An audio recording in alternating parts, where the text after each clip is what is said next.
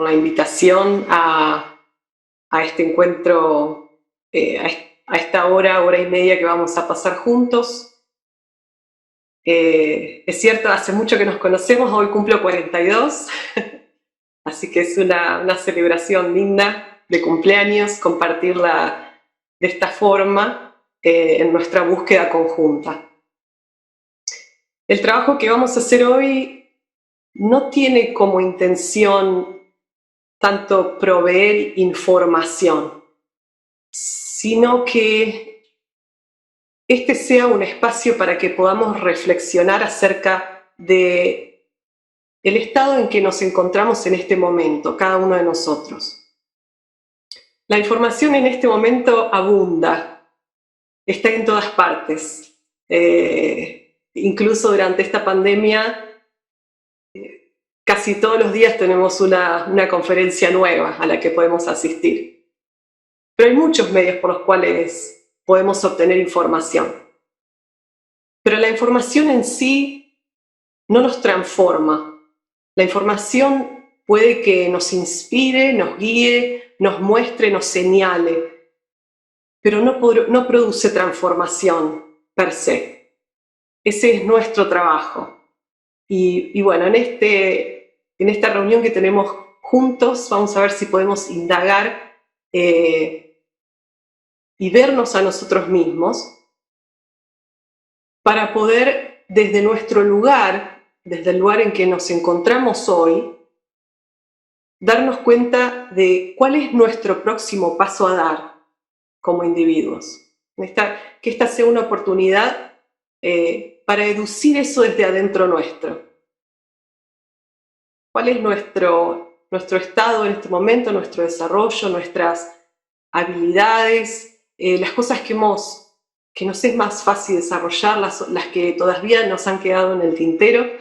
Y reconociendo eso, ¿cuál es mi próximo paso en este camino de transformación, de autotransformación, de desarrollo espiritual, como lo queramos llamar, de este camino hacia la unión con lo divino?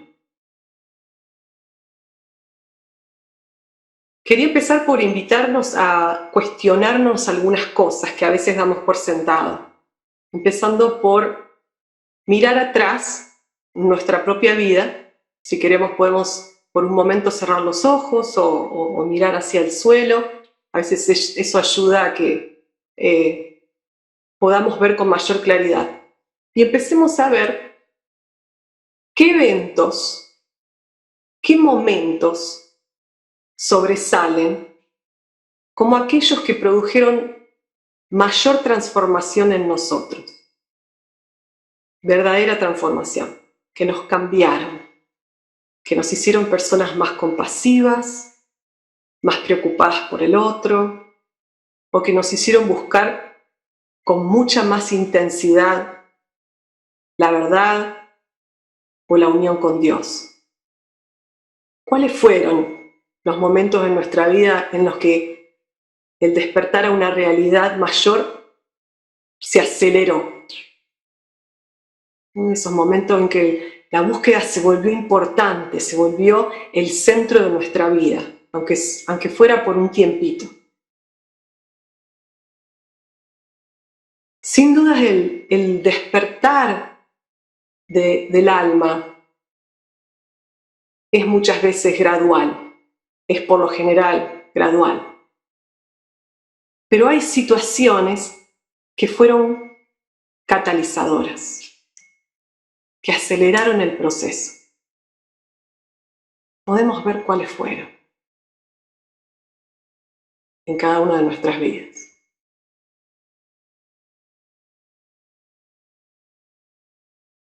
Bien, ahora, si quieren ya pueden abrir los ojos aquellos que la cerraron.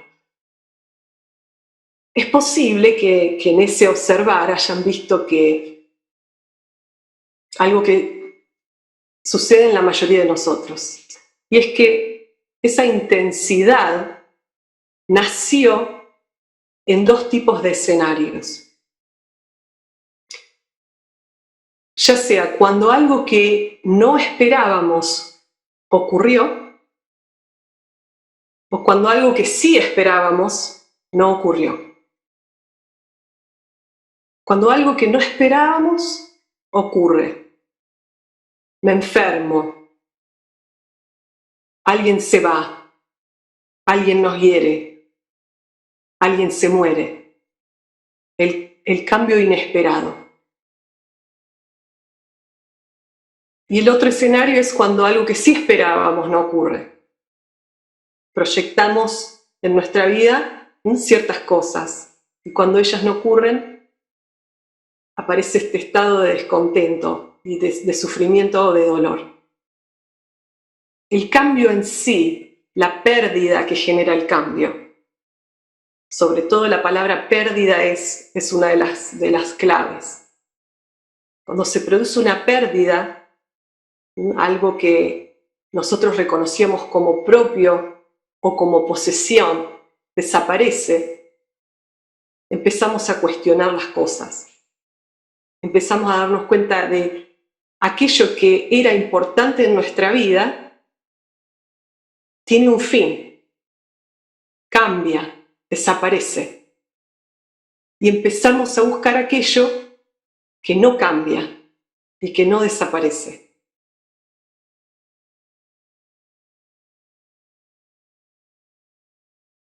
Si queremos, podemos identificar a estas instancias como instancias de dolor o instancias de sufrimiento. A veces se hace la distinción entre sufrimiento y dolor. El sufrimiento es inevitable, es parte de la vida, del proceso de vivir. El dolor es una elección, si se quiere.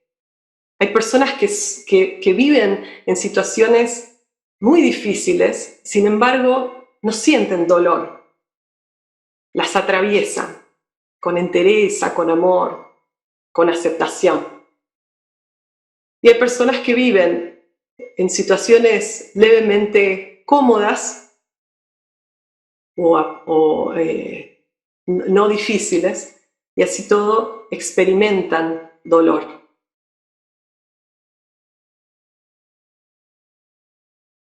Ahora, si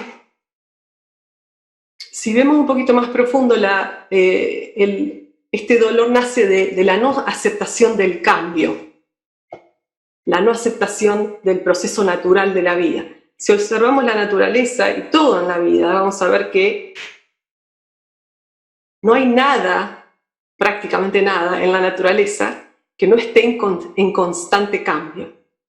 De hecho, se dice que lo único constante en la vida es el cambio.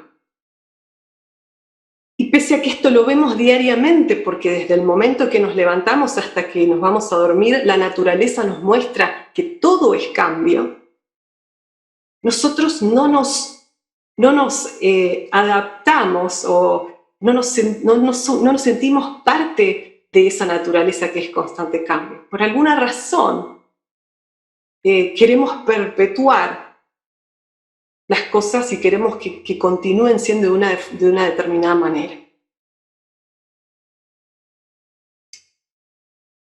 Creo que todos vamos a coincidir con el hecho de que el dolor es un gran catalizador. Y podemos reflexionar acerca de esto. Si el dolor es tal catalizador, ¿por qué lo evitamos tanto? ¿Por qué lo rechazamos tanto? Estamos diciendo que estos fueron los momentos en que despertamos, que es, podemos decir, el objetivo primordial de esta vida.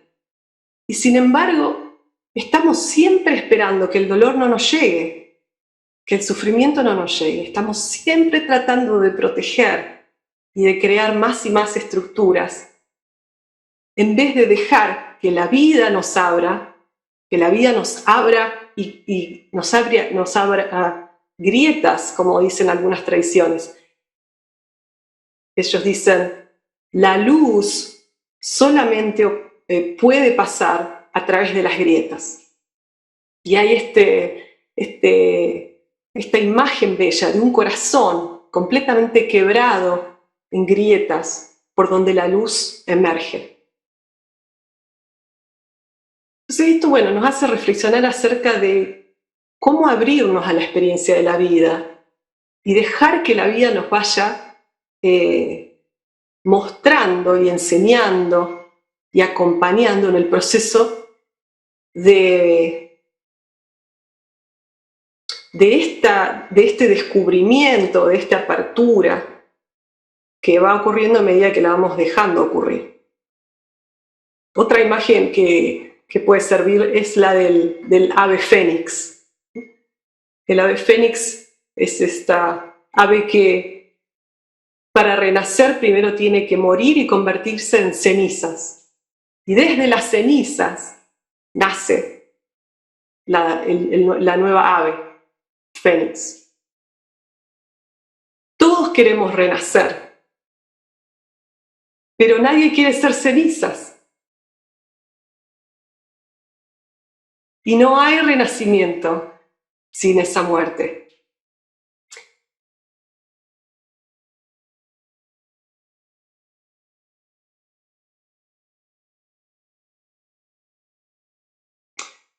Quería preguntarnos, ¿por qué el dolor nos despierta? ¿Por qué el dolor nos sacude?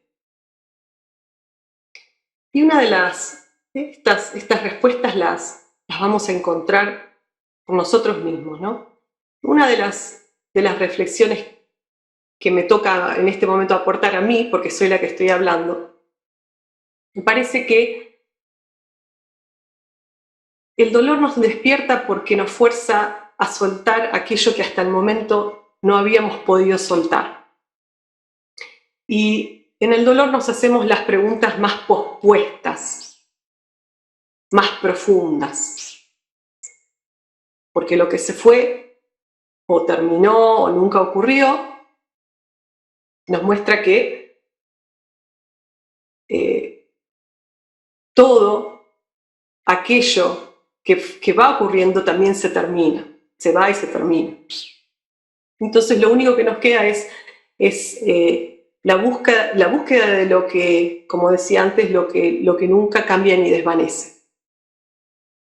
Fíjense qué interesante que cuando una persona se encuentra en gran estado de dolor y de sufrimiento, pese a que se haya denominado a sí misma como atea, muchas veces esas personas, en los momentos difíciles, le rezan a Dios. Porque en esos momentos reconocemos nuestra esencia y vamos a aquello que sentimos, que la intuición espiritual nos dice, es permanente.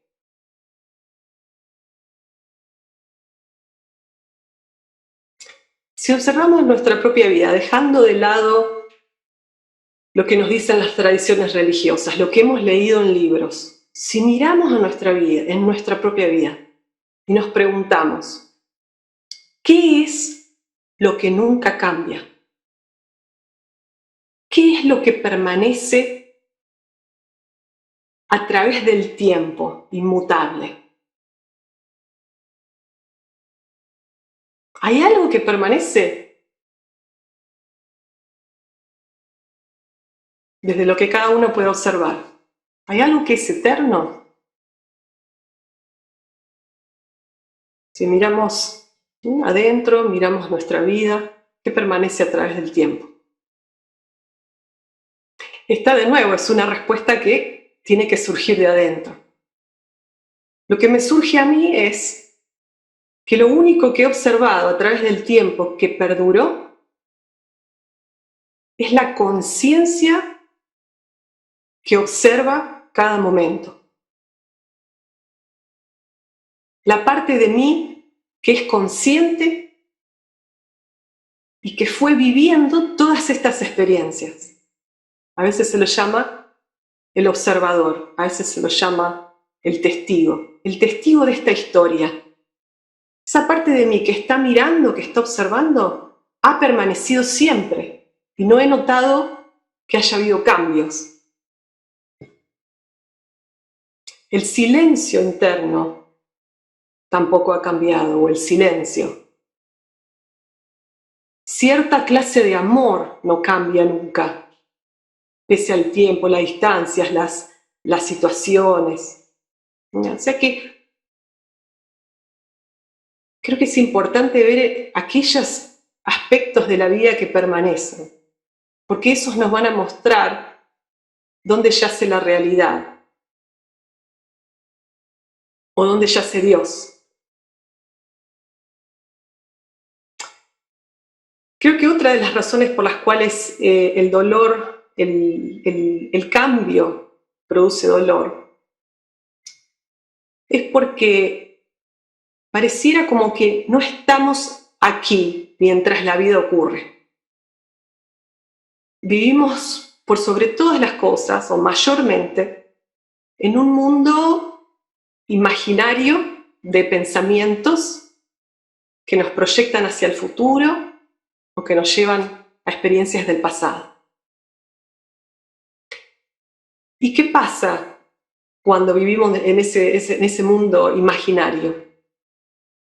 Que nadie está cuidando de este momento presente. ¿Quién vive este momento si nunca estamos aquí? Nadie puede vivir este momento por nosotros. Pero por hábito, vivimos proyectándonos, nos subimos inmediatamente, nos identificamos, como se dice en la literatura teosófica, nos identificamos con el pensamiento, la emoción, nos convertimos en eso, alimentamos esa parte de nuestro ser y nos olvidamos que estamos acá, en el momento presente.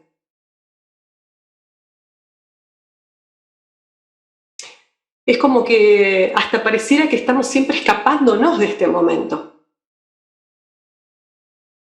Pero si seguimos con esta idea de que lo único que permanece a través del tiempo es la conciencia que experimenta este momento presente, nos vamos a dar cuenta que allí es donde yace lo eterno de la vida. Y nos lo estamos perdiendo porque no estamos acá. Podemos decir que esa conciencia es Dios mismo.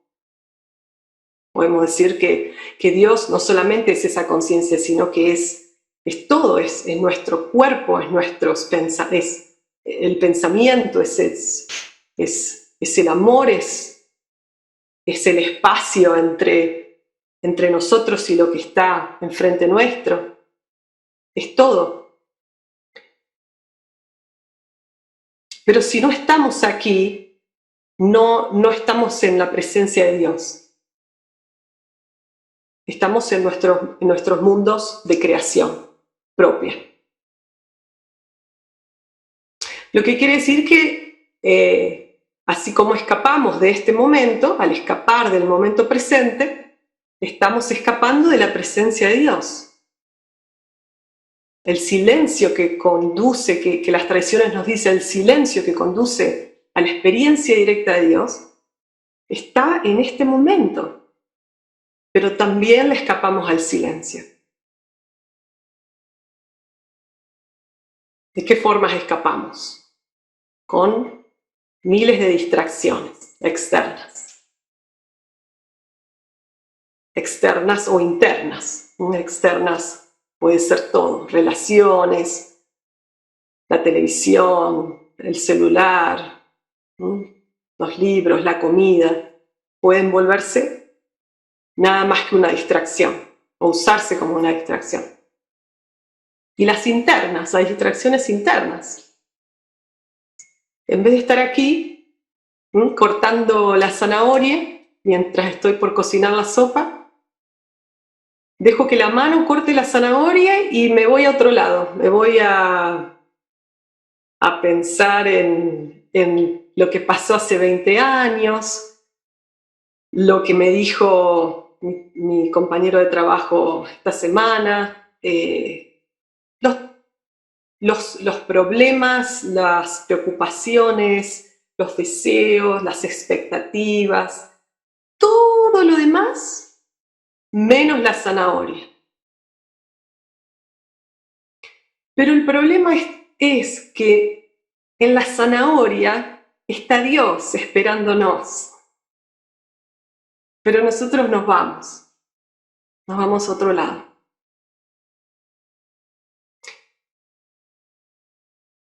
Dios está en la simplicidad de cada instante. Pensamos que el desarrollo espiritual es algo fenoménico. El desarrollo espiritual no es fenoménico, es la experiencia directa de Dios. Y Dios está en la simplicidad de cada instante. Cada momento es el portal a lo eterno. Ahí mismo. Reflexionemos acerca de la experiencia diaria del vivir. Cuando nos levantamos, me ha ocurrido muchas veces que me despierto a la mañana y hay un momento clave en el momento en que nos despertamos, en que podemos saltar inmediatamente al pensamiento en vez de ser observadores de lo que está ocurriendo. Este es un proceso que se repite diariamente y se repite en todo momento, momento. Hay una oportunidad de estar aquí o de no estar, de estar aquí o de no estar. Nos despertamos a la mañana, estamos tapados por una sábana o un acolchado cómodo en el calor del hogar y abrimos los ojos y en vez de percibir, de vivenciar completamente esa experiencia, la salteamos e inmediatamente vamos al pensar, a lo que tengo que hacer hoy, a lo que espero del día, a lo que pasó ayer, y no estoy acá. No estoy acá.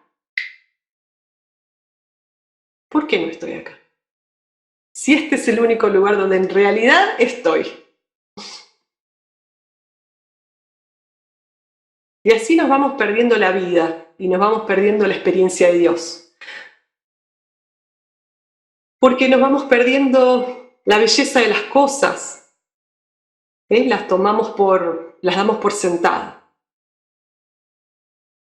La luz que entra por la ventana, la luz reflejando en las plantas, los ojos de mi esposa o de mi esposo, la piel de mis hijos, los aromas de las flores, el gusto de la sopa que estoy tomando.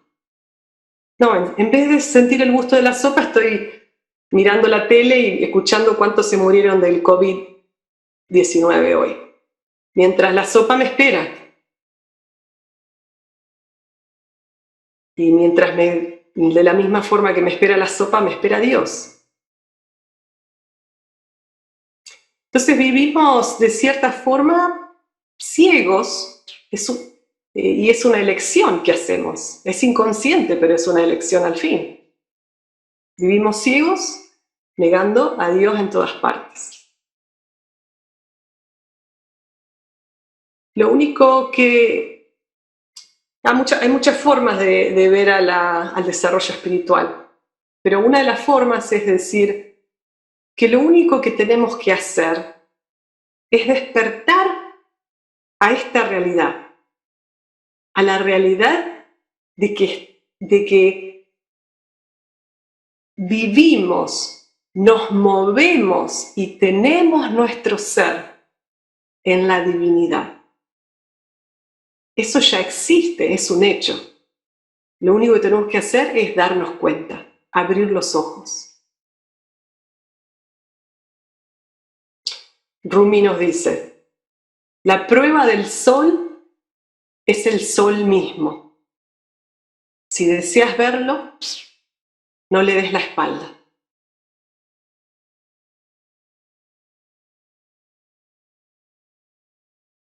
Otra de las formas de ver, de despertar esta realidad que ya somos, es de intentar diariamente de percibirnos como la totalidad. Una de las imágenes que se nos da es la gota en el océano. Cada ser es una gota en el gran océano de vida. reflexionar acerca de qué es lo que esto significa, cómo soy cómo soy este océano al mismo tiempo de que soy una gota. Reconociendo que el desarrollo espiritual o la apertura hacia lo divino es el reconocimiento gradual, pero directo, de que somos un solo ser que se manifiesta en absolutamente todo lo que estamos percibiendo en este momento. Somos gota y somos océano. El camino nos conduce eventualmente a ser solo océano. Y para eso la gota tiene que desaparecer. Lo que contiene a la gota tiene las barreras, los obstáculos, las paredes que están por fuera de la gota, tienen que derrumbarse. Y ya somos el océano. Voy a citar nuevamente a Rumi, donde escribe un poema muy bello para describir este proceso de no estar en Dios, de estar en todo lo demás pero no en Dios. Y él dice: Señor, no me devuelvas a mi cautivante ser, no me des armonía con nada, excepto con aquello que viene de ti. Siempre huyo hacia ti desde el disturbio de mi ser. Dado que pertenezco a ti, no me devuelvas a mí.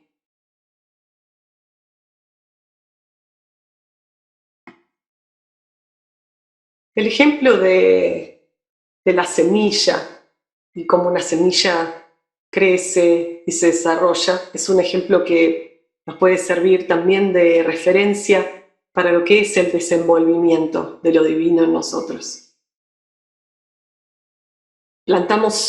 Siempre que plantamos una semilla, tratamos de plantarla en tierra fértil. Y sobre todo, tratamos de proveer las condiciones ambientales necesarias, la cantidad de agua correcta, la cantidad de luz correcta o necesaria para esa planta en particular. Si plantamos una semilla y la planta no crece, nunca se nos ocurriría sacar la semilla y decir: esta semilla está rota, no anda, algo le pasó a esta semilla. Sino que nos aseguramos de que el ambiente sea el adecuado, que estemos dándole a la semilla lo que la semilla necesita para desarrollarse. Y nosotros somos como esa semilla. Nuestra constitución, que es tan humana como divina, viene provista de la capacidad de ser planta, dar flores y dar frutos. Pero tenemos que proveer el entorno adecuado. Y eso es lo que nos está faltando, o lo que nos falta de vez en cuando. Entonces, a medida que vamos avanzando en el camino, vamos descubriendo cuál es el entorno adecuado para este ser.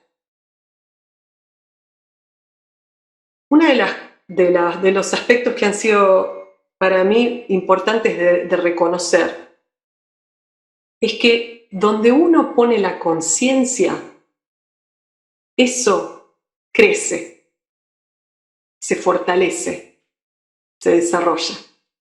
Donde uno lleva la atención, donde uno lleva la conciencia, eso crece. Es como el fertilizante del ejemplo de la planta. Llevamos con nosotros un fertilizante. Sin saber, inconscientemente, fertilizamos las cosas que no queremos que crezcan, como las hierbas malas. Y después las tenemos que ir sacando. Entonces, en vez de fertilizar aquello que no nos sirve, ver si podemos hacer que la conciencia vaya hacia los lugares, si se quiere, que producen transformación. Aquellos aspectos del ser que queremos que crezcan, se desarrollen, sean vistos, como queramos decirlo. De la misma forma que la semilla anhela desenvolver la vida que lleva dentro. De esa misma forma, Dios anhela despertar en nosotros. Entonces veamos, ¿cuáles son el ambiente que necesita esta semilla? Las condiciones óptimas para crecer. Una de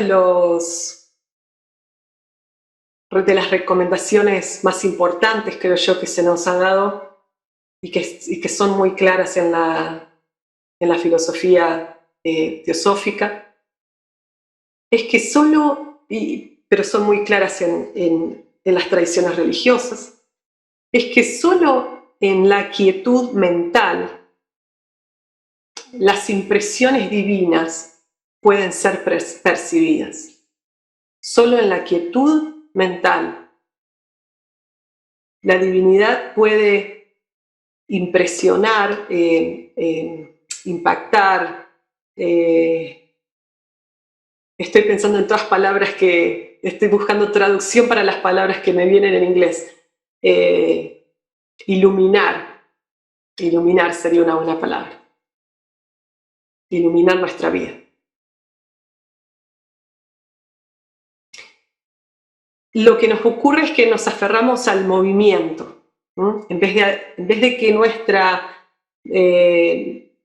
fertilizar la quietud, ¿no? En vez de cultivar diariamente la quietud y el silencio, enfatizamos y nos aferramos al movimiento.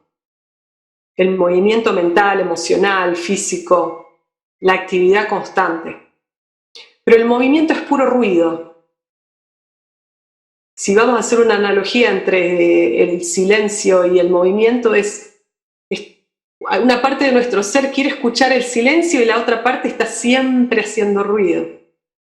Entonces son contradictorias. Ahí tenemos que hacer una elección. Una imagen que sirve para ver esto más claramente es que nuestro ser es como un vaso de agua con lodo, con tierra. El movimiento, al revolverlo, el movimiento produce un agua marrón a través de la cual la luz no pasa. Pero en la quietud, el barro se asienta y la luz pasa. La luz brilla a través del agua, que siempre fue cristalina, pero solo había movimiento. Por debajo de ese movimiento está nuestro verdadero ser, aunque a veces adormecido, pero siempre presente, siempre esperando.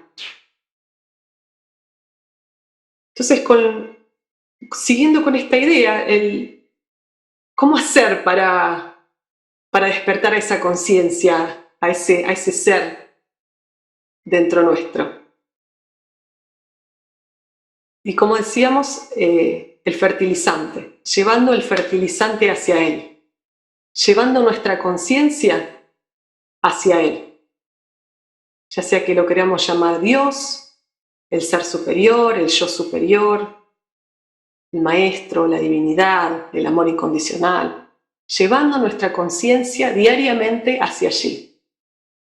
Es como diariamente exponernos a su luz, exponernos a su presencia, exponernos a su vibración.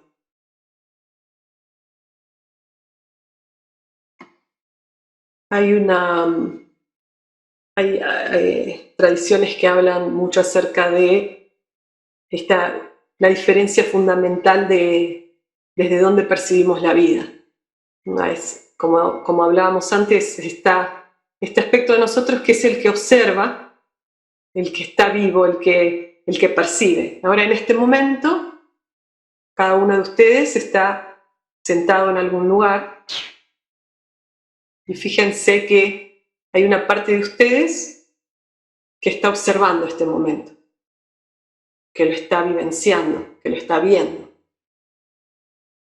Ese es el observador, ese es el testigo.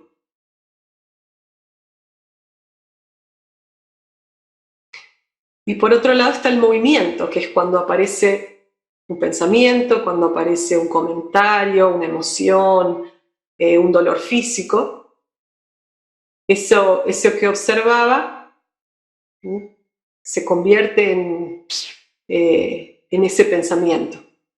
Hay una parte nuestra que en ese momento se convierte en pensamiento o en emoción, genera movimiento, y el silencio que estaba, el silencio que siempre está por debajo, deja de ser percibido. Entonces la tarea en palabras simples es el cesar el movimiento y el llevar la conciencia al silencio y a la presencia de Dios en nosotros.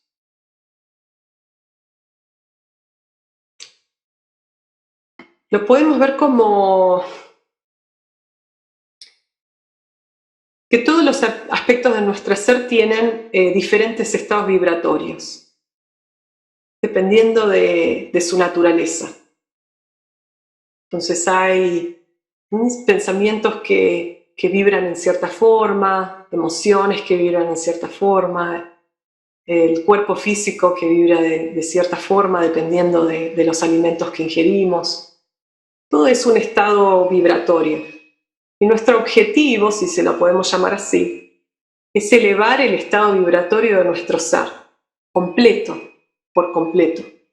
Lo que ocurre muchas veces es que el desarrollo se produce un poco desequilibradamente, entonces algunos de nosotros tenemos uno de los aspectos más desarrollados o más elevados vibratoriamente y otros en los que todavía estamos trabajando. Pero la tarea es que todos se vayan desarrollando al unísono, dentro de lo posible, de ir espiritualizando nuestro pensamiento, espiritualizando nuestras emociones, espiritualizando nuestro cuerpo.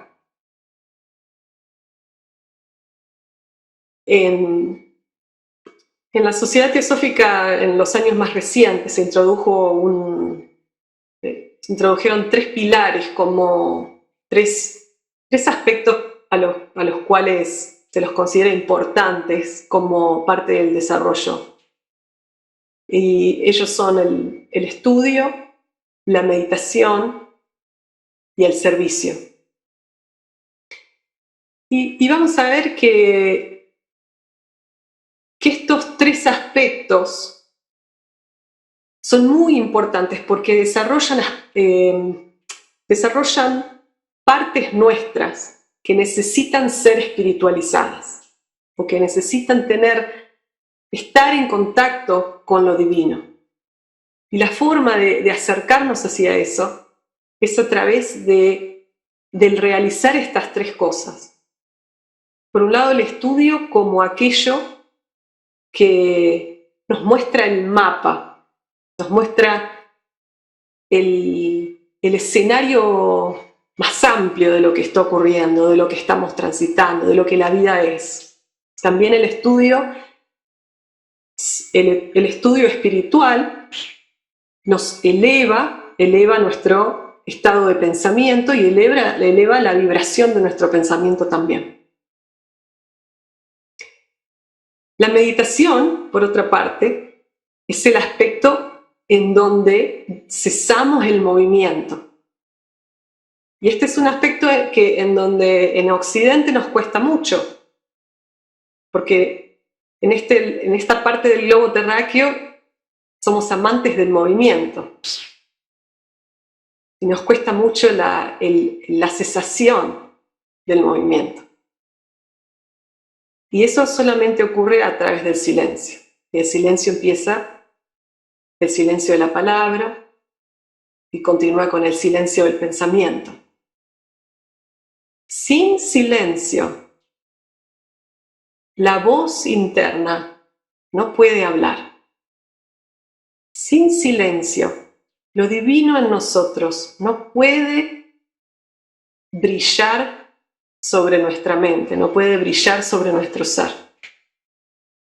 Es una condición sine qua non.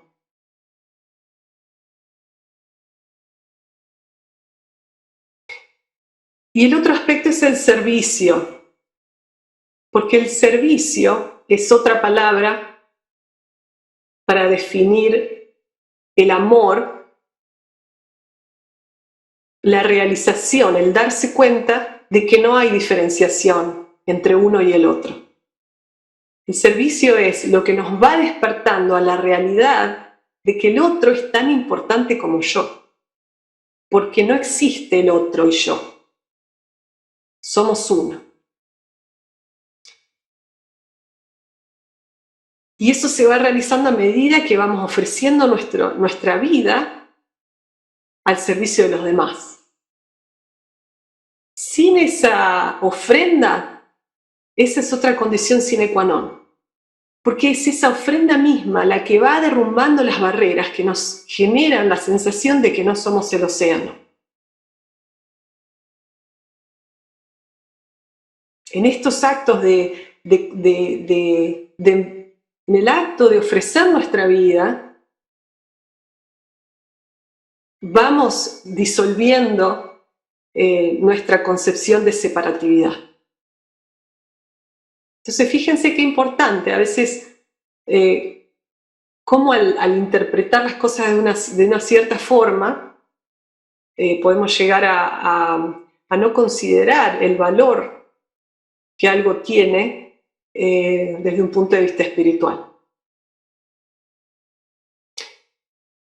Ahora, esta charla de hoy se llama La meditación y el desarrollo el despertar de la luz interna.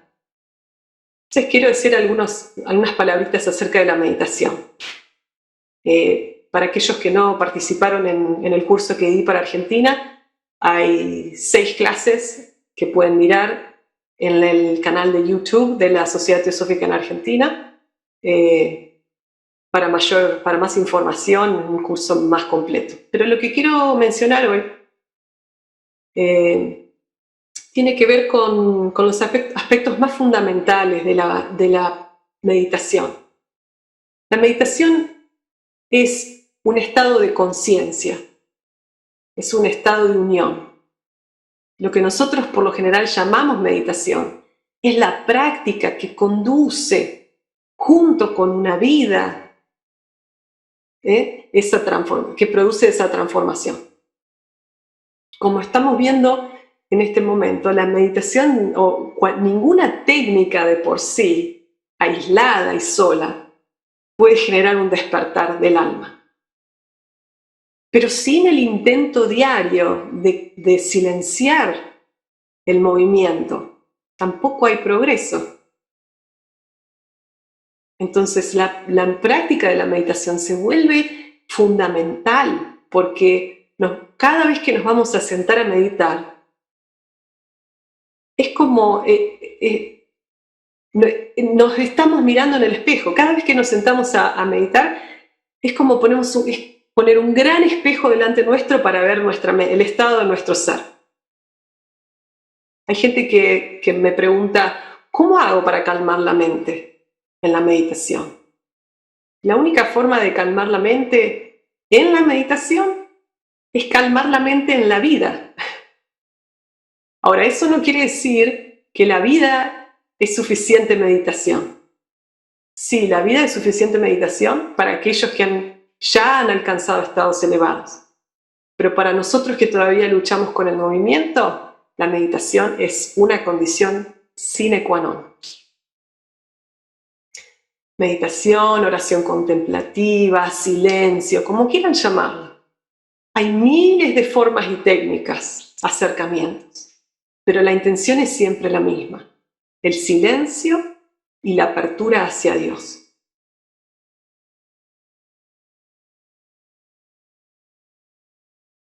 En este proceso vamos desarrollando por sobre todas las cosas la paciencia y la falta y vamos soltando las expectativas. Porque a veces lleva 20 años calmar la mente. 20 años de práctica diaria. Entonces un día nos sentamos y la mente está calma. No hay movimiento. Y eso es posible para todos nosotros, y no quiere decir que a todos nos lleve 20 años. A algunos puede llevarles mucho menos. Todo depende de la intención, del esfuerzo, la dedicación. Pero todos podemos hacerlo. Todos tenemos la semilla, todos somos la semilla. Lo único que hay que hacer es proveer el ambiente correcto, las condiciones adecuadas. Ya reconocer lo que ya somos.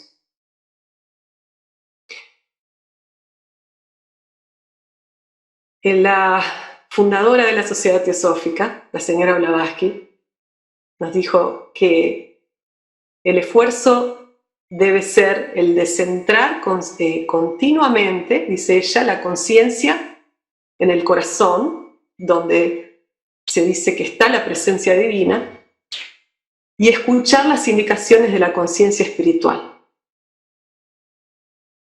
Ella nos dice que pese a que el éxito esté lejos, debe haber un comienzo y el camino se abrirá.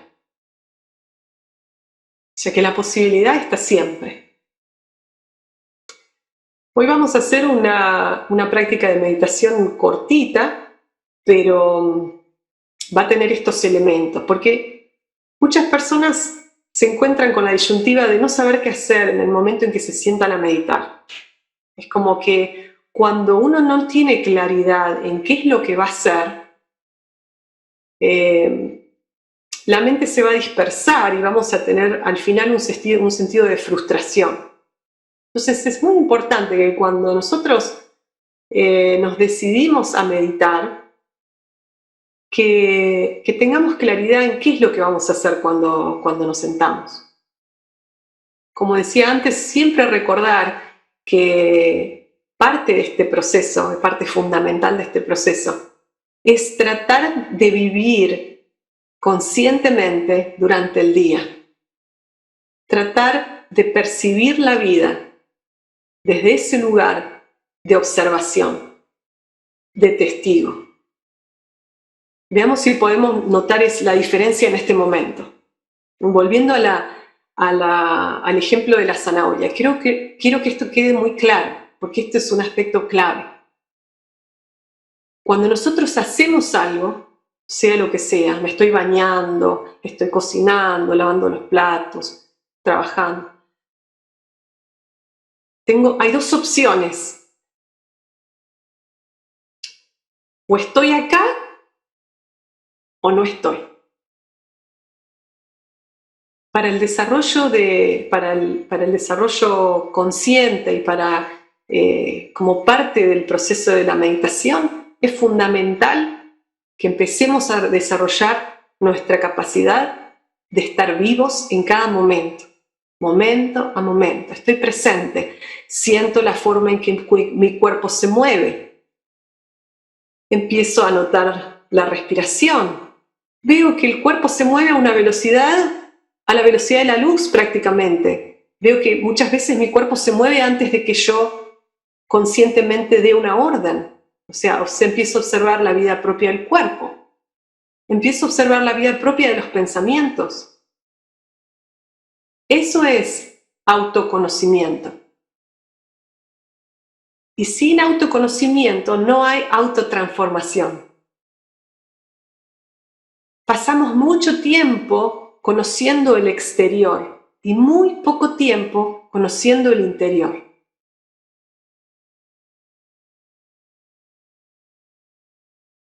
En este mirar, cada vez que nos sentemos a meditar, va a ser, como les decía, el momento en que vemos cómo va nuestro progreso, porque nos va a ir mostrando en qué estado se encuentra nuestra mente, en qué estado se encuentran nuestras emociones, en qué estado se encuentra nuestro cuerpo. Para esta práctica en sí, si queremos simplificar una práctica, decir, bueno, ¿qué hago cuando medito? Vamos a decir algunos pasos fundamentales.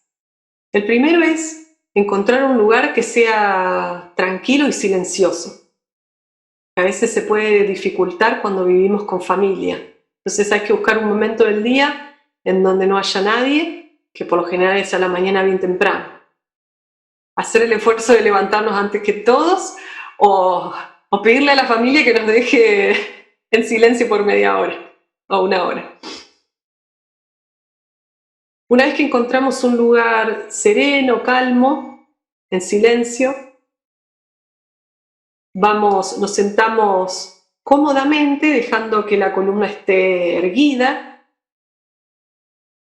Y el primer paso es hacer que el cuerpo se relaje, que podamos relajar a través de la respiración. Vamos a soltar todas las tensiones.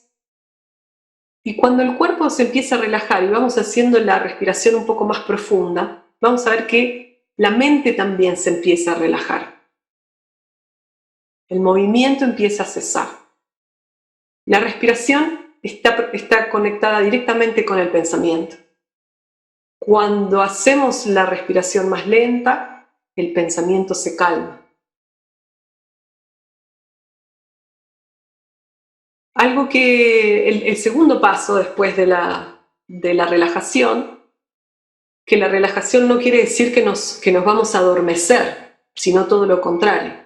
El cuerpo tiene que relajarse, la conciencia cada vez más y más despierta. Una vez que estamos relajados, conscientemente elegimos soltar el pasado y el futuro. Dejamos atrás todas las experiencias pasadas y por supuesto las futuras porque no siquiera existen. Esto nos lleva a otra pregunta. ¿Las experiencias pasadas existen? ¿Dónde existen? Bien. Y nos centramos en el momento presente. Empezamos a observar y en ese momento podemos hacer de la forma en que nosotros sintamos que es adecuada con nuestras creencias, con nuestra forma de percibir lo divino. De alguna forma reconocemos que dentro nuestro está la divinidad, que dentro nuestro está lo que buscamos. Si nos sirve usar una palabra, de vez en cuando decimos una palabra que para nosotros signifique la divinidad en nosotros. Si la palabra nos molesta, podemos utilizar una imagen. Hay personas que son muy visuales, entonces utilizamos una imagen. Lo importante es siempre mantenernos en una atmósfera de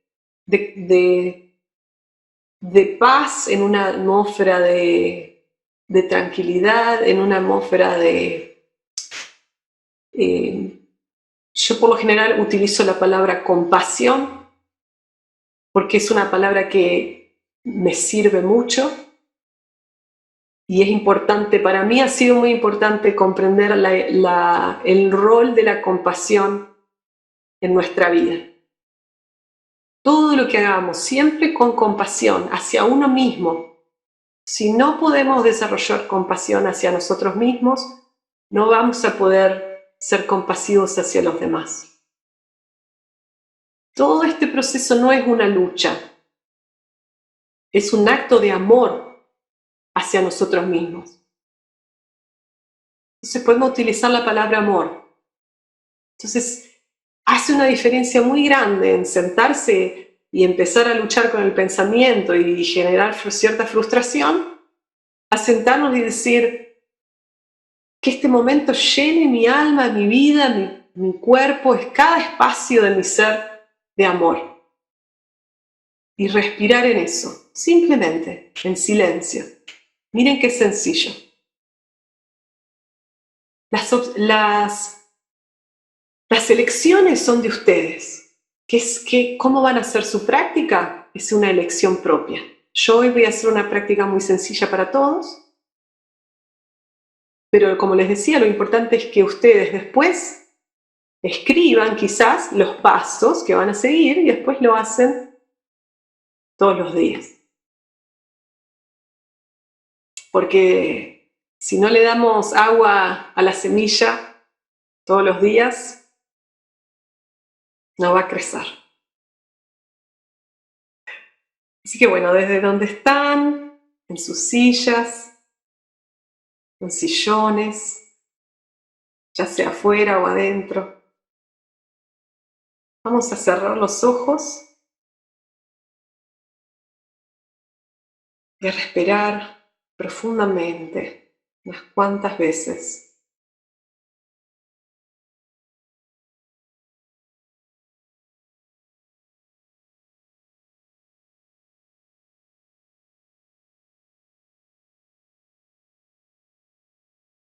Dejamos que la respiración se vuelva más profunda y más lenta.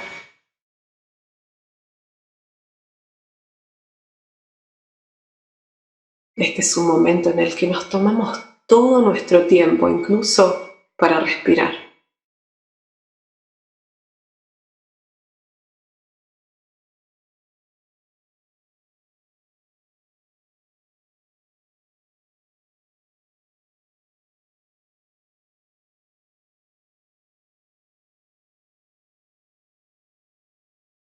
El momento en el que dejamos de hacer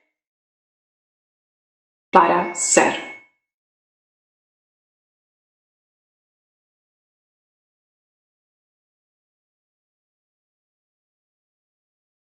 Con cada exhalación vamos a soltar tensiones, estrés, preocupaciones.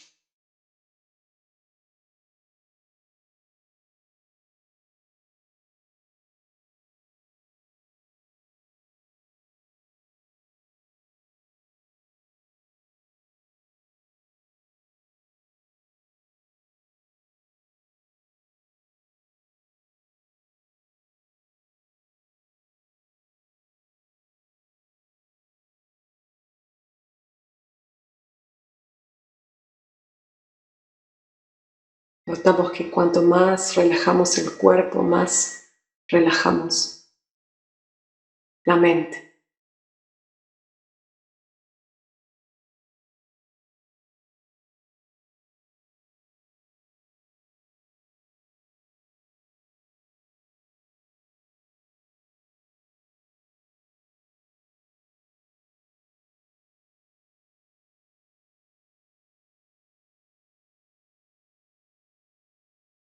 Noten qué importante es relajar el rostro, los párpados.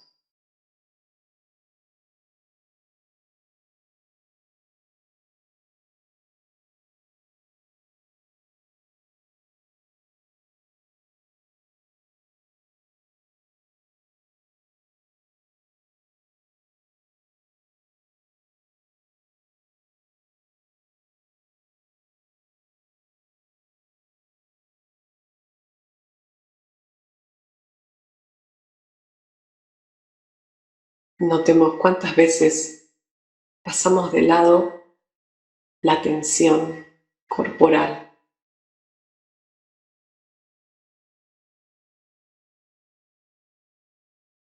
Y al observarla y verla,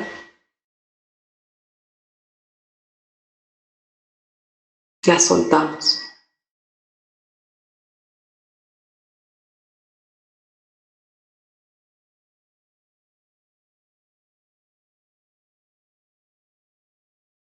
A menos que algo se vea, no puede soltarse.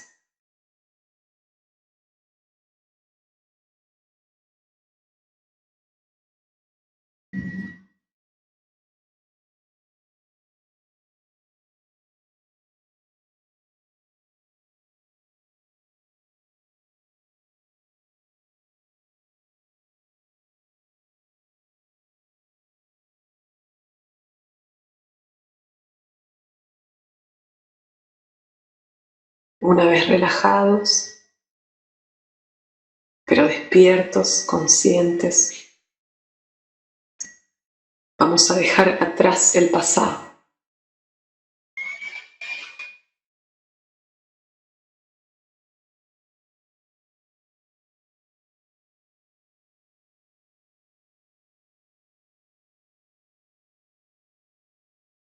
de cualquier forma simbólica. Reconocemos que este es el único momento que existe.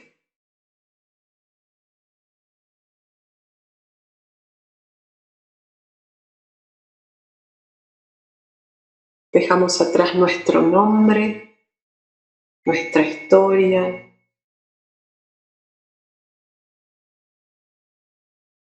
lo que los demás dijeron de nosotros, lo que nosotros creímos que somos.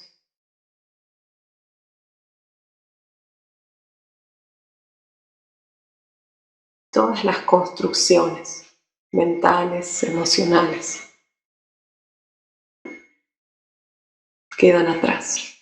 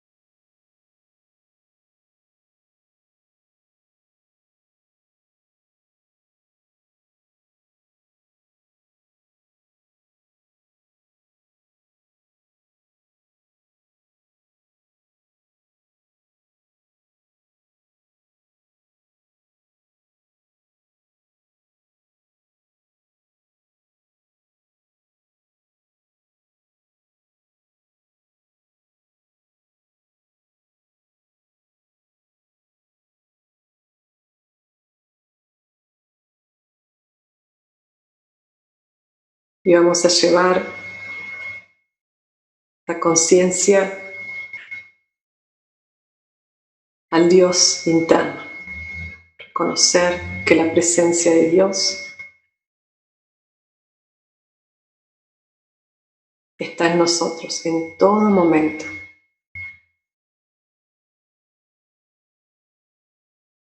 Nos abrimos a su influencia.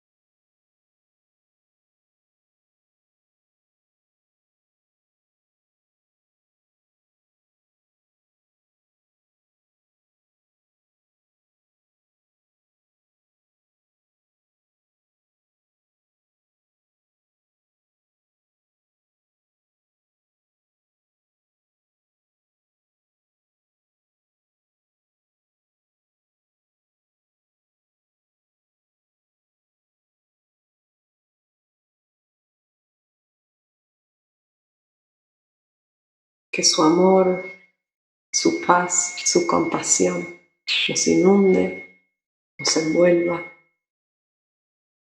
y nos eleve.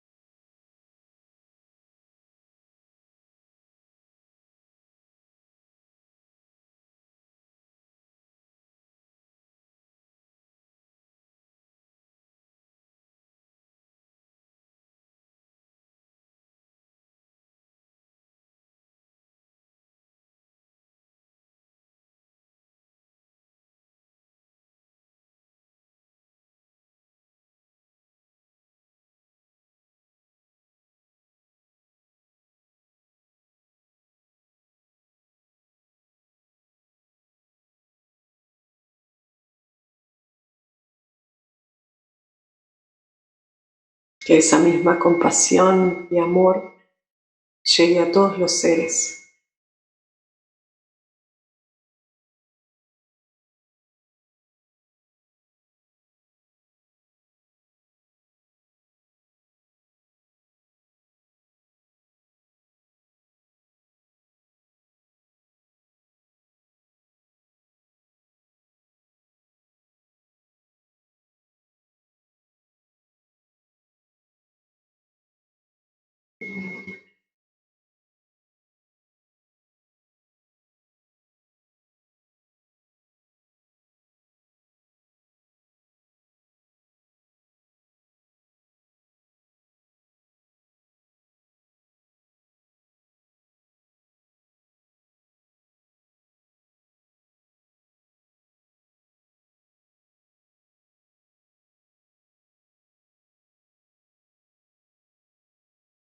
Y soltando toda imagen o referencia, permanecemos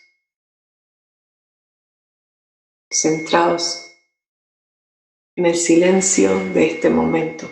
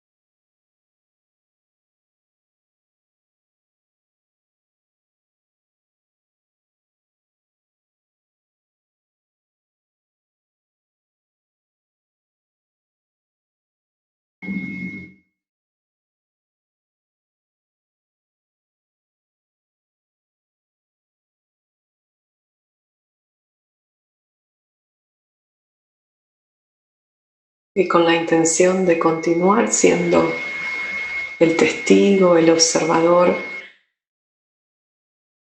de la expresión de Dios, momento a momento, vamos retornando al cuerpo físico, al lugar donde estamos.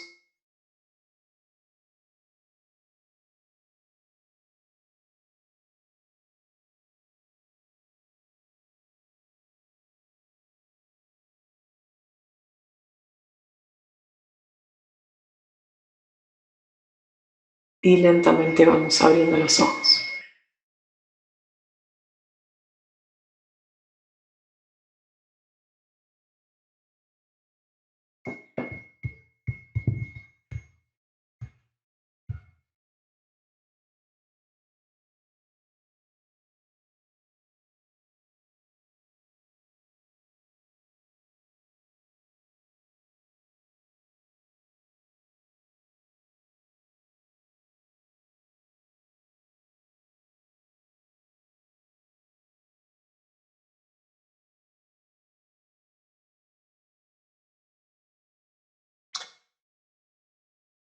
Me gusta recordar algo que nos enseñó un monje budista, que dijo: el momento en que abrimos los ojos es el momento clave. De la misma forma que yo les decía, el momento en que abrimos los ojos a la mañana es un momento clave, porque ahí tenemos la opción de vivir en el mundo imaginario o de vivenciar la vida. Y en el momento en que abrimos los ojos en la meditación es el momento en que decidimos conscientemente ser el testigo de la divinidad que está en todos lados. Decidimos estar despiertos en vez de dormidos en los hábitos del pasado.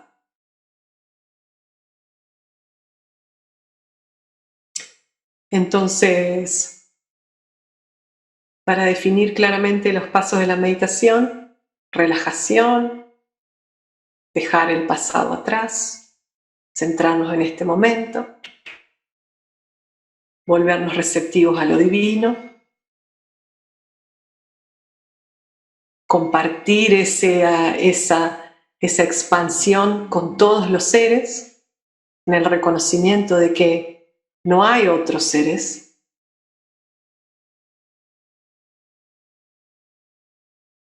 Y cerramos con la intención de continuar en ese estado meditativo, si lo queremos llamar así. Continuar observando la vida desde ese lugar. Y ahora sí, si podemos pasar algunas preguntas, si tenemos un ratito, que Isaac sea el portador de las preguntas. Sí, bueno, tenemos tiempo todavía y lo que voy a hacer es permitir que el que quiera preguntar abra su micrófono voluntariamente, pero vamos a tomar la recomendación de no hablar al mismo tiempo, primero. Segunda, ser breves cuando le preguntemos a Juliana, no dar una conferencia, ¿sí? Que ocurre. Entonces, tratemos de manejar la situación para que otros puedan hacerlo también, ¿no? Bien, yo voy a indicar que pueden abrir a partir de ya, pueden abrir voluntariamente su micrófono el que quiera preguntarle o quiera preguntarle ahorita a Juliana, por favor. Juliana, buen día. Isaías desde Ecuador. Formulo una pregunta. Es la primera vez que hago una meditación y lo que usted mencionó yo lo he leído en un libro de Eckhart Tolle. Es un autor alemán en el que habla de ser receptivo, de la relajación, de que nuestro cuerpo vibra de acuerdo a la alimentación, estar en cada momento, dejar el pasado. Estas técnicas de meditación están muy ligadas a lo que uno vive diariamente, digamos, mediante una oración como la que se practica en el cristianismo o las técnicas de relajación con el budismo. Sí, sí. Yo coincidiría con eso. Todas las tradiciones las mayores tradiciones han provisto de formas de acercarnos a este estado de unión, y a través de lo que nosotros llamamos técnicas o prácticas, pero en realidad son estados de ser en donde nos vamos abriendo a la posibilidad de percibir lo que ya somos. Y sí, se ven a través del cristianismo en la oración contemplativa, en el budismo a través de todas las ramas del budismo, cada una de ellas con diferentes prácticas. Lo vemos por lo general en el Islam, en el hinduismo, etcétera, etcétera. Y vamos a ver que en todas las tradiciones siempre hubo un grupo, una parte que mantuvo las enseñanzas vivas en el sentido de aplicables, hicieron de las enseñanzas una realidad en su vida, y a esto se lo llamó el misticismo. En todas las religiones encontramos el oro que la religión contiene, que es la experiencia directa de lo divino. ¿Puedo compartir con todos en Sí, chat el libro? si me disculpas. Oh, sí, decime. Sí, puedo compartir con todos el libro El Poder de la Hora, que lo que usted mencionó está en aquel libro. Lo puedo compartir con los usuarios, El Poder de la Hora, ahora de Hal Torque. Bien, sí, puedes poner en el link en el chat, sí. Antes de que sigan, los que van a hablar, cierren sus cámaras, porque si no tendré que cortar la grabación, por favor. Ronald, tenías una pregunta, Ronald Villegas. Sí. Hola. Vale. Buenos días. Primero, creo que le entendí que cumple años. Mi felicitación, y que vengan muchos años más de compasión y sabiduría que nos haga llegar. Segundo, felicitarla por la charla, como las otras que he presenciado, muy lúcidas en herramientas teóricas y prácticas. Y ahora mi pregunta. Tema meditación en acción. El ejemplo que usted puso con la zanahoria es bellísimo. Yo trato de irlo ya aplicando con algunas otras cosas en la casa, por ejemplo, cuando chorreo café. Pero me gusta caminar. ¿Cómo aplicar la meditación cuando uno va caminando? Generalmente solo. Eso es todo. Gracias. Gracias, esa es una excelente pregunta, algo de lo que por lo general no hablamos. Hay incluso técnicas de meditación caminando. Particularmente el monje budista Thich Nhat Hanh desarrolló, y otras ramas del budismo también, pero del budismo zen vemos la práctica meditativa en la caminata. Y esto se hace de la misma forma. Llevamos la conciencia en el caminar, empezamos por llevar la conciencia al cuerpo, sobre todo a los pies, a la parte de nosotros que se está moviendo más o que está siendo la que está produciendo el movimiento del caminar. Y dejamos que la conciencia se funda con el movimiento, sintiendo que somos ese movimiento de caminar. Hay pasos hay más detalles en la práctica, pero que van en el conectarse con el proceso de pisar la tierra, ¿no? De cómo el pie va apoyando y va haciendo presión sobre la tierra, y después vamos levantando el talón y después el pie está en el aire y después empieza a tocar de nuevo. Entonces vamos como haciendo que la caminata se vuelva un poco en cámara lenta. La mente va a calmarse y vamos a ir sintiendo que el proceso, que somos parte de todo el detalle de ese proceso. Y algo que sirve mucho, que también uno puede hacer, es contemplar lo que estamos viendo, reconocer la divinidad en todo lo que nos rodea,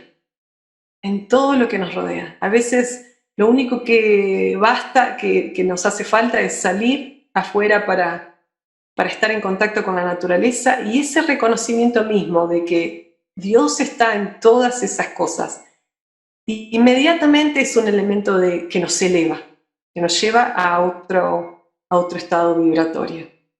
Y por supuesto esto es algo que cada uno tiene que practicar por sí mismo, pero gracias, Ronald, por traerlo a colación. Yo quería preguntar, primero, muy feliz cumpleaños. Gracias. Con todo el corazón. Y quería preguntar, durante la meditación estática, si yo la hago recostada,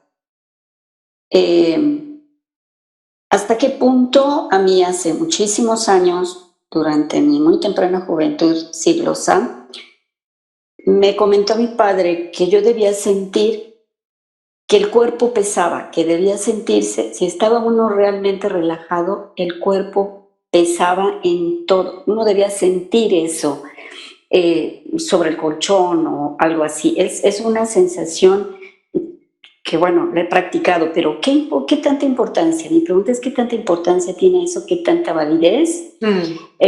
Porque es difícil lograr, muy difícil, porque es ir milímetro a milímetro del cuerpo, haciendo conciencia de relajación de cada músculo de la cara, de cada músculo de brazos, cuello, etc. Y cuando uno va en las piernas, ya se estresó la cara, ¿no?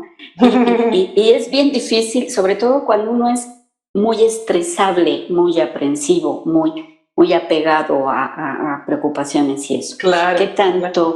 ¿Qué tanto ayuda y cómo se puede lograr eso de no tener que estar 3 o 4 veces tratando de relajar todo el cuerpo en forma conjunta? Claro. Gracias, Beatriz. Sí, creo que entiendo tu pregunta. Por un lado, vamos a ver que la relajación es necesaria en el sentido de que es importante reconocer la tensión, el estrés que acumulamos, sobre todo, como vos decís, cuando somos personas que nos preocupamos. Pero al mismo tiempo, el objetivo de la meditación es dejar el cuerpo atrás, es decir, reconocer que no somos el cuerpo. Entonces, la relajación no es el objetivo de la meditación en este caso, sino que la relajación nos tiene que ayudar a no centrarnos en el cuerpo. Entonces, una relajación muy excesiva nos estaría llevando siempre al cuerpo. En vez, queremos relajar el cuerpo para poder dejarlo de lado, para que no sea nuestro foco o nuestro centro de atención. Entonces yo diría que la práctica de relajación de todo el cuerpo es una buena práctica para hacerla, sobre todo para la relajación profunda, si uno está estresado, pero para la práctica de la meditación, que la relajación dure simplemente unos 5 minutos, 5 o 10 minutos si uno quiere, dependiendo de cuánto tiempo uno va a meditar, y después seguir adelante con la meditación, donde la conciencia se centra en los aspectos más sutiles. Gracias, muchas gracias. ¿Qué tal? Bueno. Tenía una pregunta, Emilce de Rosario. Sí, Emilce. ¿Emilce yo? Emilce de Rosario. Emilce y Martín creo que tenían una pregunta, ¿puede ser? Yo tengo una pregunta. Miluka Rivera Matlowski. Bueno. Es la otra Emilce la que solicitó la pregunta. Favor, bien. Cierren sus vídeos, por favor, o van a aparecer en el y lo voy a tener que cancelar entonces, la grabación. Emilce, bueno, entonces, sí, cierra tu vídeo, por favor. No puedes aparecer en la imagen. Aquí tenemos problemas por las imágenes y los derechos de imagen. Sí, gracias. Claro, entonces sí, recordemos eso, cuando antes de preguntar apaguemos la cámara. Entonces vamos a empezar a Miluka, empecemos con vos y después vamos con Emilce, ¿sí? Muy bien, buenos días. Maravillosa inspiración. Llegué tarde porque una amiga mía, Magali, me habló de esta bella conferencia. Mucha felicidad en tu ciclo de natalicio. Gracias. Continúa con la sabiduría tan bella. Quería preguntarte, en budismo pues se practica mucho el contar la respiración de luna 9 y viceversa, ¿no? Entonces quería saber cuál era su opinión respecto a concentrarse en la respiración y la nariz también, los nostrils que dicen, ¿no? ¿Cómo usted ve eso? ¿Cuál es su opinión? Gracias por la pregunta. Por supuesto, siempre tengan en cuenta que esta es mi opinión y no necesariamente la verdad, ¿eh? Siempre recordando eso, que cada uno tiene derecho a su propia opinión. Respecto a las prácticas de respiración y de contar la respiración, vamos a ver que en casi todas las tradiciones se ofrece un ancla, un objeto de concentración, algo en donde la mente se pueda posar para que deje de disparar en todas direcciones. Entonces traemos la atención de la mente a un punto, ya sea la respiración, este espacio donde sentimos que toca con los orificios nasales, o contar del 1 al 10, o decir, recuerdo un monje zen decía, cada vez que aparecía un pensamiento, él decía pensamiento, había que decir la palabra pensamiento para darnos cuenta que estábamos pensando. Y la técnica de meditación contando es una técnica bastante clásica de meditación, que lo que nos hace es nos entrena a estar en este momento presente. Otras tradiciones utilizan una palabra o utilizan un mantra o una imagen. Siempre se trata de utilizar un objeto de concentración. Una vez que la mente tiene la capacidad de estar en este momento, uno puede soltar eso. Y siempre hay que tener en cuenta que cualquiera sea el objeto de concentración que utilizamos, sobre todo si es en la respiración, que no genere adormecimiento, porque no queremos generar una actitud pasiva de adormecimiento, sino que queremos generar un despertar, relajado, pero un despertar. Entonces, si el objeto de concentración nos va a provocar adormecimiento o que la mente se vuelva opaca, es mejor utilizarlo solo al principio y después tratar de soltar. Tratar de soltar. Es como no sé, aprender a andar en bicicleta. Primero utilizamos las rueditas de soporte y después cuando podemos las sacamos de la bicicleta y empezamos a andar sin las rueditas. No sé si eso fue claro. Emilce. Gracias. Yo quiero felicitarte, feliz cumpleaños, y además decirte que lo que vos estás expresando lo manifestás totalmente. Esa paz, esa serenidad, es maravilloso escuchar. Y la pregunta es, caminando en la naturaleza, cantando un mantra y caminando, como vos decís, sin pisar fuerte la tierra, ¿es una forma de meditar? Esa es una pregunta. Y la otra pregunta es, los pensamientos semillas, donde uno debe concentrarse por ejemplo, en la alineación, y después escribir lo que yo sentí o lo que me pareció importante en mi meditación. ¿Eso sirve realmente? Gracias por las preguntas, Emilce. Por un lado, todo lo que nos traiga a este momento y nos conecte con lo divino sirve. Entonces, si nos sirve caminar y entonar una oración que nos lleva el corazón y el pensamiento a lo divino, sirve. Eventualmente vamos a ver que el silencio es lo que más sirve. Pero para llegar al silencio necesitamos herramientas. A veces el cantar nos va a llevar a ese lugar también. Sí, ¿por qué no? Y el anotar después de la meditación me parece algo muy interesante, porque, como yo les decía, en la meditación aparecen nuestros obstáculos. Se van a presentar, los vamos a ver. Porque la meditación no es distinto de la vida. Entonces, cuando nos sentamos, cuando tratamos de calmar la mente, vamos a empezar a ver aspectos que empiezan a salir a la superficie. Nuestros condicionamientos, nuestros deseos, nuestros miedos, empiezan a mostrarse y a manifestarse. Entonces, es una forma, uno los ve, los suelta y vuelve al silencio. Pero escribir lo que uno experimentó después de la meditación me parece algo muy valedero, porque así se convierte en otra herramienta para la autotransformación y porque surge de la autoobservación. Gracias.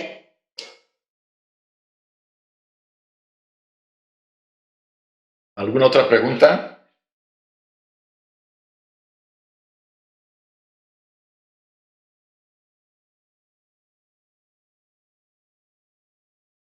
Tengo un comentario. En la meditación caminando, yo entiendo que se pone primero el talón y luego el resto del pie. Entonces, la posición de las manos, si lo haces en círculo, dicen que es más efectivo. Entonces, tú entrelazas los dedos de las manos y se supone que esto también te ayude a una concentración pues más profunda. Gracias. Gracias, sí. Hay muchos. También un comentario que quiero hacer respecto a esto. Hace muchos años mi suegra me dijo, yo la única forma en que puedo meditar es cuando camino. Pero yo sabía que ella me estaba diciendo esto porque ella tiene una mente muy activa y tenía dificultad para sentarse a meditar. Entonces, en los últimos años hemos estado meditando juntas, porque se ha sumado en todos los cursos y ha empezado a tratar de meditar sentada. Y después de un par de años, me confiesa que ahora puede meditar sentada. ¿Pero por qué? Porque lo intentó, porque realmente puso todo su ser en esa dirección. Entonces, a veces... porque nuestra mente es muy inquieta o curiosa, nos va a costar más la meditación de sentado, pero eso justamente quiere decir que en eso es lo que tenemos que trabajar, en aquello que nos cuesta más. Si quiere preguntar, María. Sí, María. Hola, buenas tardes. Gracias por la conferencia y felicidades por tu cumpleaños. Que tenga un ciclo muy provechoso. Gracias. Yo te quería preguntar, cuando llegas a la última fase de la meditación, si lo haces bien, ¿a todo el mundo más o menos le pasa lo mismo? Y no me refiero a que después en la realidad, en la vida cotidiana, tú hagas servicio, sino cuando estás haciendo la meditación, llega primera fase, relajación, segunda, el final, ¿qué es? Porque hay gente que dice, pues me siento o veo una luz en la cabeza. O hay otras personas que dicen otras cosas. Yo sé que, por ejemplo, alguien ha puesto en el chat que ve formas y colores y el doctor Isaac ha dicho que no, que eso es cosa de la mente. Entonces, yo pienso que, bueno, o he escuchado que cuando se habla de historias es más bien cosa de la mente, que se quiere distraer. Pero al final, ¿qué es lo más parecido a lo que tiene que pasar en la última fase de la meditación? ¿Es esa luz, esa luz dorada o qué pasa? Gracias, María. Creo que es importante para todos nosotros recordar que los estados de meditación son estados de silencio. Y se puede hasta decir que son estados de cierto vacío y oscuridad, si se quiere, en donde no necesariamente vamos a percibir nada. Sobre todo en los años iniciales, en los inicios de nuestra práctica. Cualquier luz o imagen, por lo general son elementos que nacen de la mente, el mismo movimiento y la misma que forma parte del aspecto superficial de nuestro ser. Una vez que con los años la práctica se va profundizando y hemos logrado periodos muy largos de silencio en los cuales no hay ni siquiera un pensamiento, después de decir, como lo describen en el budismo, en una de las ramas del budismo, después de unos largos 20, 30 minutos de un profundo silencio en donde no hay ningún tipo de movimiento, a veces aparecen señales de una pequeña luz, pero estos son estados muy profundos de meditación en donde se está por entrar en un estado de jhana, un estado de unión. Es muy fácil para nosotros, cuando empezamos este camino, confundir y creer que porque vemos alguna lucecita eso tiene que ver con un estado profundo de meditación. Pero si somos sinceros en el sentido de que vemos que nuestra mente todavía se mueve, que hay pensamientos, nos vamos a dar cuenta de que eso no es así. Lo más importante para mí es no esperar nada. No esperar nada. No hay algo en particular que sucede al final de la meditación. Es solo una intención que uno trae y un escuchar. La experiencia es absolutamente individual y es un descubrimiento propio. Soltar toda expectativa de que ocurra algo. Juliana, buenas tardes. Julio Pomar desde Perú. Hola. Mucho gusto verte. Sí, buenas tardes. ¿Alguien de Perú? Perdón, ¿alguien de Perú, por favor, ahorita? Diana, ante todo, felicitaciones. Hubiera imaginado que era Scorpio. Mi pregunta es la siguiente. Sabemos que hay muchas tradiciones de meditación. En la India hay varias, el yoga, también existe la del budismo, el budismo zen, se habla de meditación positiva.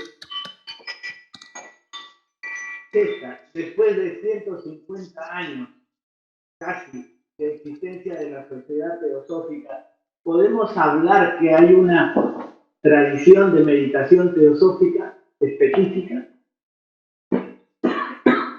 Gracias por la pregunta.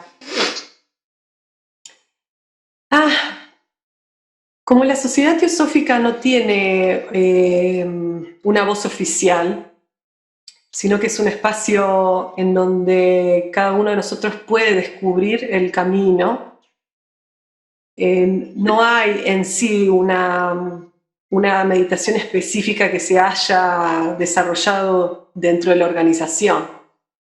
Entonces, por ese lado podemos decir que no, porque si no de esa forma se estaría coartando la libertad de la expresión religiosa o de la tradición que cada uno tiene, ¿no? La sociedad teosófica es el conjunto de personas y la libertad de pensamiento es uno de sus pilares. Sin embargo, hay lineamientos que fueron dados por los teósofos desde los comienzos de la organización. Blavatsky hace sugerencias diciendo que la conciencia espiritual se encuentra en el corazón.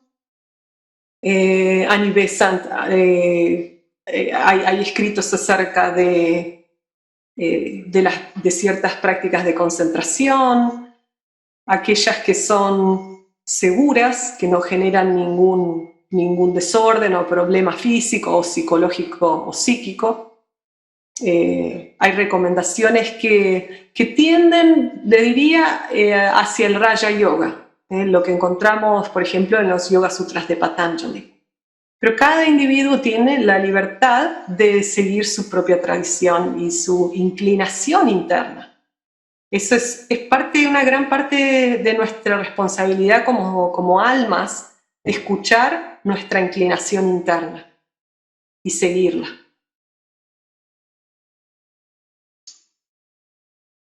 ¿Alguien más? Tengo una pregunta. Sí. Soy Roxana Frank de Bolivia, soy de la Sociedad Teosófica. Lamentablemente por la diferencia de hora, un poquito que me he equivocado, he entrado media hora más tarde. Entonces yo quisiera saber, si bien yo sé que han preguntado acá, que si nos pueden mandar a nuestro email la grabación de este programa, porque yo me he perdido lo principal. ¿Poniendo mi email es posible que me manden? No, mejor al revés. Es que sería la locura, porque ¿cuántos hay ahorita? Hay más de 150. Entonces yo ya puse el mío y me escriben al mío, está en el chat, por favor. Ah, ya, mil gracias. Como he entrado tarde, entonces... Sí, está en el chat, lo puse 2 veces, para la charla, la conferencia de Juliana, y también para unos que me piden el libro de Pista y Sofía. Escríbanme a la dirección que les he puesto, por favor. Ahí está, mil gracias y felicidades a Juliana Cesano. Gracias, Roxana, gracias. Tienes otras 2 preguntas, Beatriz Rocha y Verónica Moscoso.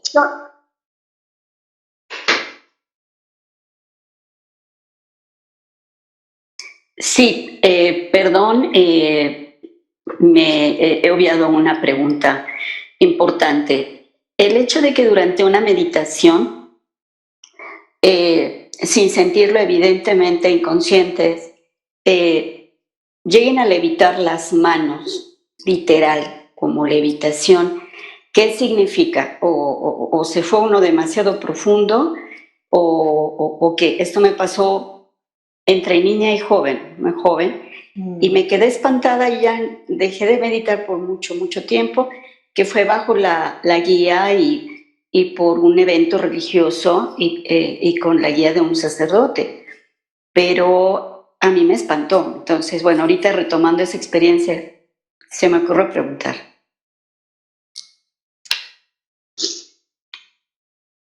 Ha habido mención de levitación no solamente de manos, sino de cuerpo entero, sobre todo en el misticismo cristiano.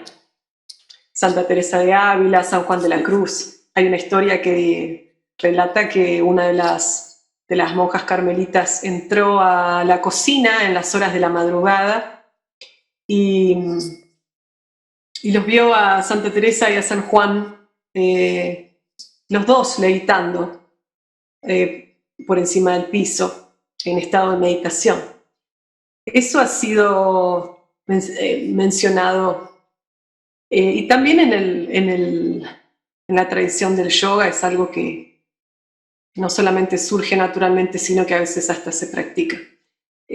Cuando surge como resultado natural de una expresión, hay poco que uno pueda hacer, ¿no? De hecho, Santa Teresa tenía una naturaleza bastante pasional y hacía que ella tuviera esos estadios de no solo de éxtasis, pero también de levitación. Y San Juan, que siempre fue menos pasional, más racional, la ayudaba a suavizar sus pasiones y que pudiera dejar esos aspectos, digamos, esas consecuencias físicas de su progreso. Yo lo que diría, Beatriz, es que uno, o sea, mientras la práctica sea tratar de percibir lo divino o digamos, tratar de generar unión con lo divino.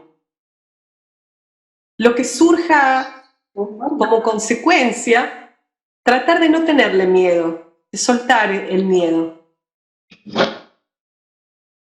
Lamentablemente, como no he tenido esa experiencia, es todo lo que puedo compartir. Sí, muchas gracias, Juliana. Gracias, de verdad. Moscoso, por favor. Gracias, buenas tardes. Yo soy de Bolivia. Gracias a todos por este encuentro y a Juliana, felicidades. Yo tengo 2 preguntas. Una respecto al testigo. Yo he podido experimentar unas buenas conexiones, diremos, en momentos en que he estado en meditación y a veces cuando no, meditaba esta sensación de testigo estando en momentos de calma, pero alguna vez cuando he estado inquieta he confundido o he dudado de si era mi ego o que estaba involucrado cuando yo quería observar imparcialmente las cosas, digamos. Entonces me gustaría una orientación para diferenciar claramente al testigo. Y por otro lado, una consulta sobre cuáles serían estos efectos, estos riesgos de efectos que uno tiene al no hacer bien las meditaciones o no aplicar algo. Y seguramente este tema es muy amplio, pero específicamente me gustaría comentar que en esa temporada de cuarentena yo he estado meditando bastante y he empezado a sentir unas palpitaciones bastante fuertes.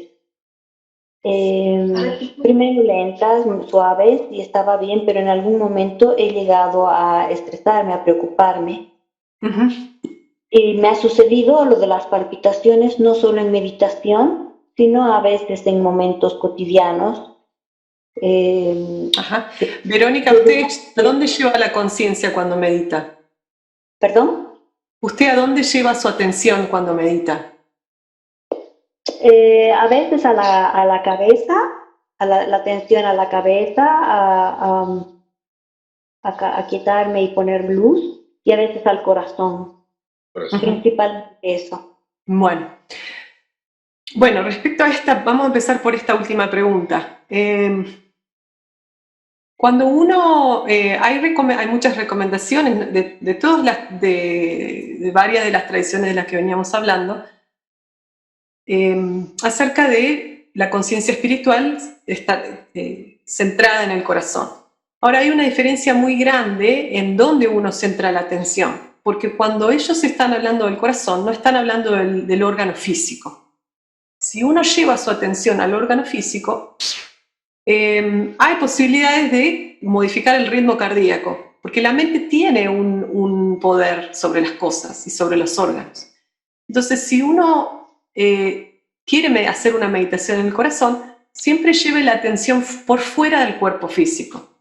Ahí en el centro energético del cuerpo es en donde uno puede hacer la meditación sin riesgos de modificar el ritmo del corazón. Esa experiencia yo también la tuve desde muy joven, por centrarme en el corazón, y a veces la intensidad con la que uno medita. Quizás hay que también prestar atención si uno está siendo muy intenso. Siempre relajando y sin expectativas. Relajando y sin expectativas. Y la otra pregunta acerca del testigo, sin utilizar la enseñanza de ninguno de las personas que transmitieron su experiencia acerca de la diferencia entre el testigo y el yo, el ego psicológico, mi experiencia ha sido que hay un observador, hay un testigo de todo lo que ocurre, y uno puede posicionarse en ese lugar y ser el testigo. En el momento en que aparece un deseo, un pensamiento, nos convertimos inmediatamente en eso, y nos convertimos inmediatamente en eso. ¿Cómo? Ahí aparece el yo. Acá, toma. Ahí aparece el... Hey. No empecemos. Fabiana Ordoqui, creo que... Toma, Vito. Fabiana, si podés cerrar... gracias. En el momento en que decía... Aparece un pensamiento, un deseo, sí, y nos convertimos inmediatamente en eso, aparece el yo. Es como... yo he visto, he percibido que es una entidad creada por nosotros mismos que quiere vivir, que quiere moverse, que quiere ser ese movimiento, pero que no es el observador, que no es el testigo. Porque en el momento en que soltamos eso, el testigo vuelve. ¿Y dónde estaba el testigo? Estaba siempre ahí. Lo que pasa es que no éramos conscientes de esa presencia.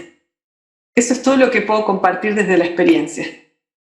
Muchas gracias, Juliana, muy esclarecedor.